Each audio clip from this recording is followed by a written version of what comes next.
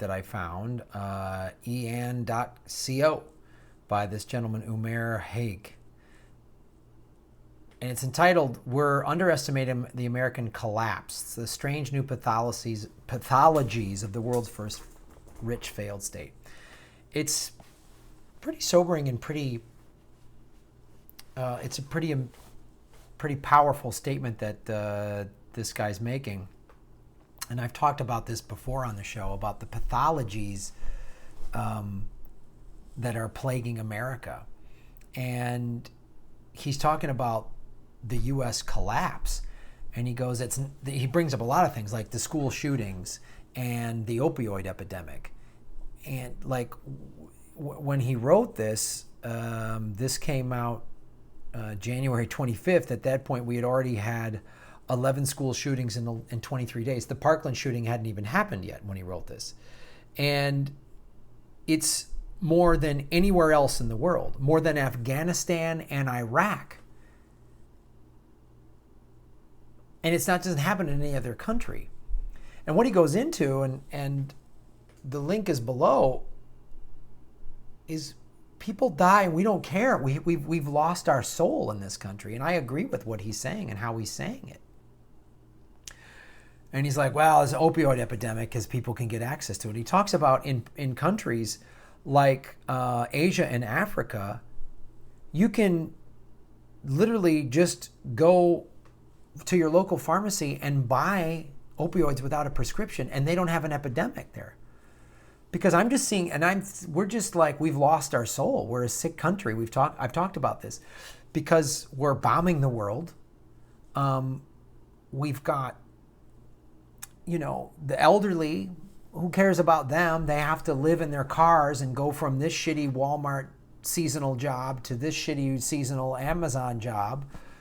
And billionaires don't have money for them. And he talked about, too, it's not just the 1%ers that are pathological. We have become so numb to it. And he says people in the media, scholars, and everyone else never puts it in historical perspective. And the rest of the world looks at us and goes, you guys are sick. High school kids are like, we're tired of being shot in school, and they're chastised by people like Laura Ingraham. Oh, these millennials, they just sit around on their Snapchat and they don't fucking do anything. Well, yeah, they're tired of, now they're getting involved, and they're being first they were chastised for not doing anything, for always being on their phones and buying avocado toast, and now they're taking action and they're chastised for that.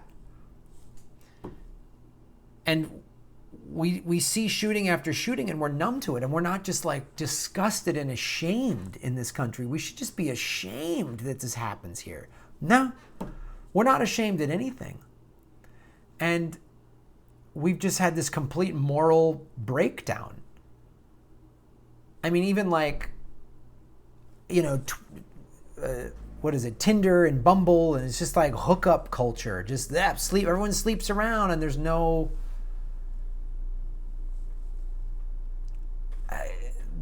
nothing. There's no deep human connection. I've been around numerous people, and like, I was at a table with a bunch of comedians after a show, and we're all hanging out talking and laughing and talking. And then there was one person there just on their phone the whole time, wasn't connecting to us at all. And then later I see that this person posted like, oh, drinks after the show, so fun. And I was like,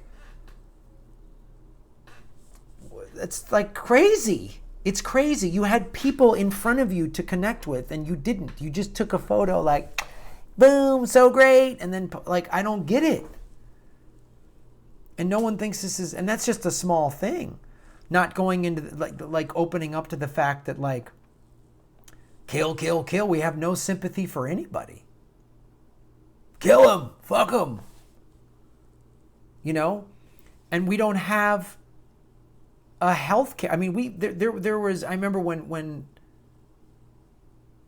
Obama was trying to get Obamacare passed, and there were people like, well, then someone could die, and they cheered. We live in a like, yeah, they die then, ha ha. They cheered. It's awful the way people treat each other on social media. It's horrifying. And this guy brings up a great point.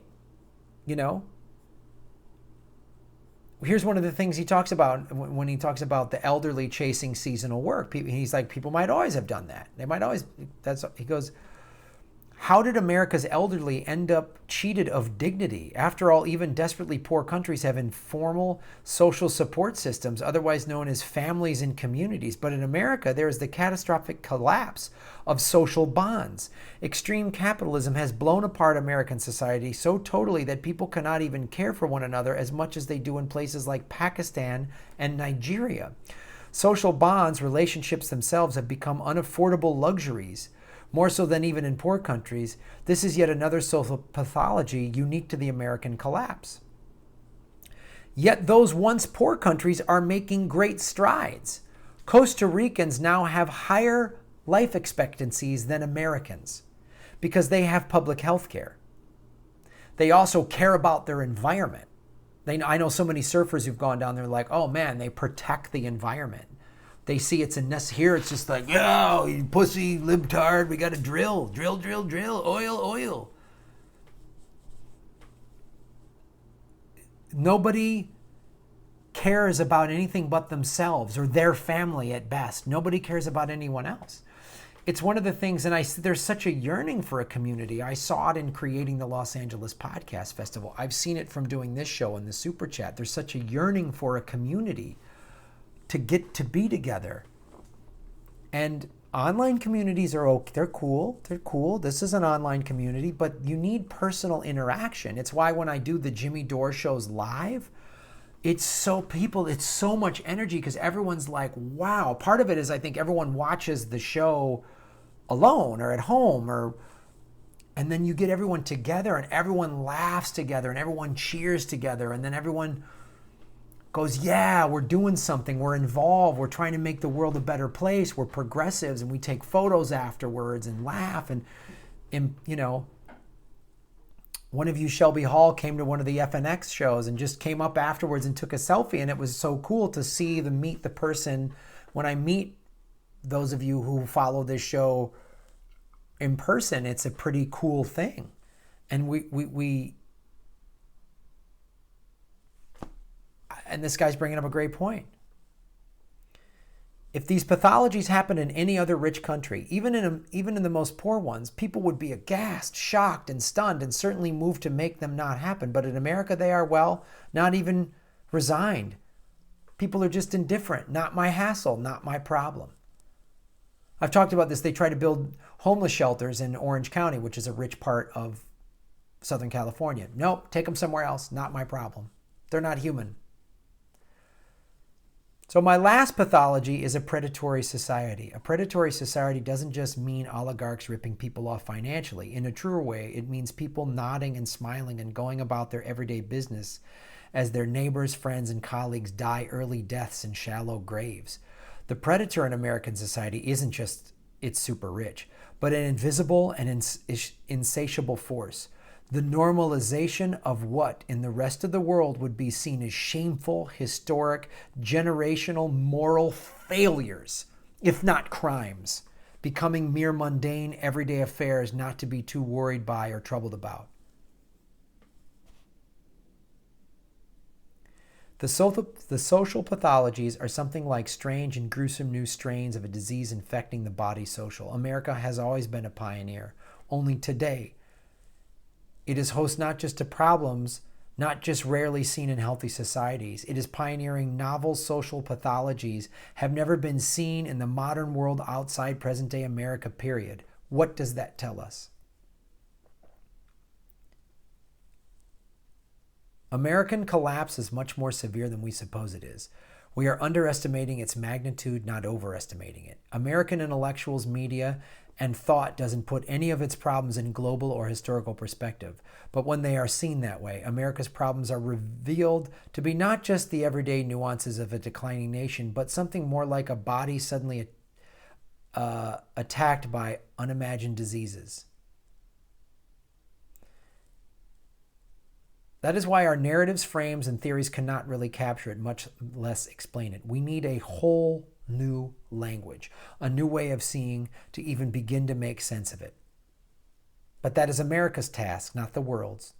The world's task is this: Should the world follow the American model, extreme capitalism, no public investment, cruelty as a way of life, the perversion of everyday virtue, then these new social pathologies will follow too.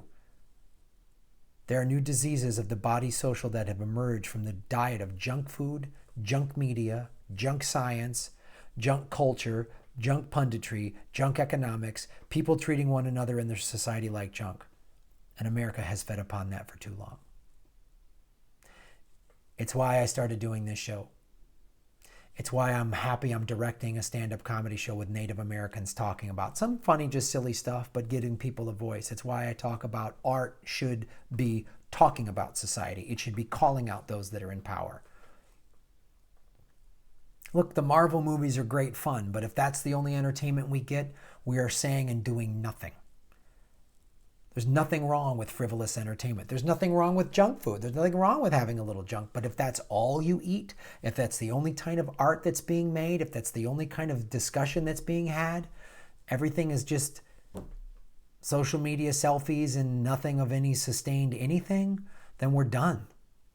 We're done. So as he says, we need a whole new language. And it starts by you guys watching shows like this and sharing it and having discussions on the super chat and in the comments below. Because I've talked about it before, I'm worried about the sickness that is America.